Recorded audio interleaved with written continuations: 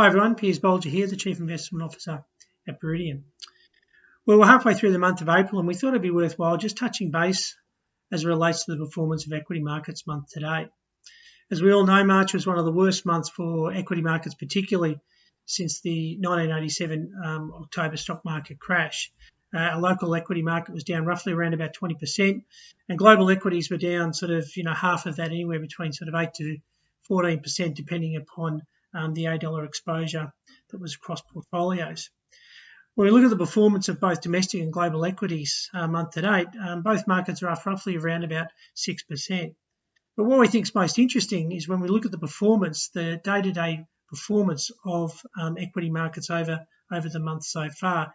And the associated chart can really point out that it's actually been quite a sawtooth type led recovery. We have a couple of days where markets are generally positive, then we follow that up with downward days. This sawtooth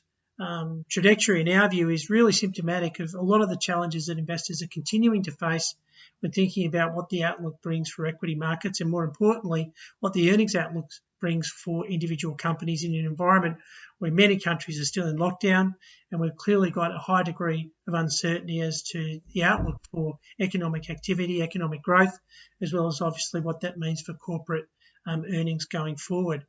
So when we think about the performance month to date, we're obviously very happy that we've started to see some positivity in regards to equity market performance. But in our view, it does need to have an overlay of caution, particularly, as I said, given the fact that there is still so much uncertainty as it relates to the economic activity, global economic growth, and the outlook for that through the second half of this year,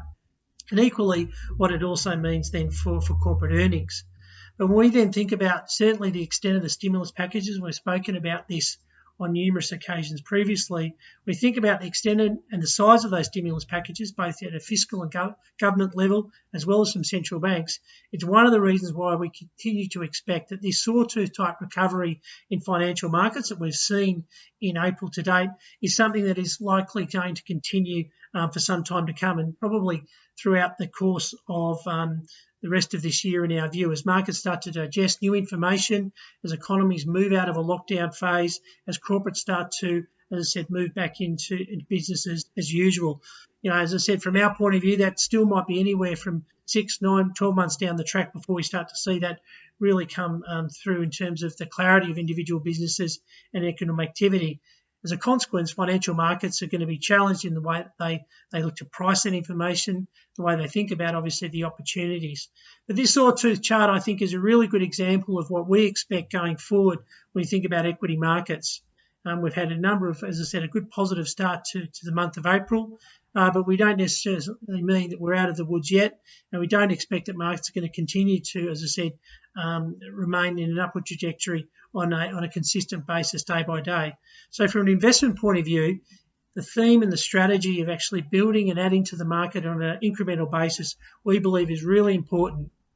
Try and avoid picking the low points of the market, but as I said, have a strategy that adopts a more consistent approach to the way that you add to your growth assets and your higher risk assets within portfolios. Month to date has been a really good example of that, being able to take advantage of some of those dips, but equally participate in the upward movement that we've seen over the course of April, and in our view, we'll continue to see as we move through the second half of this year into 2021.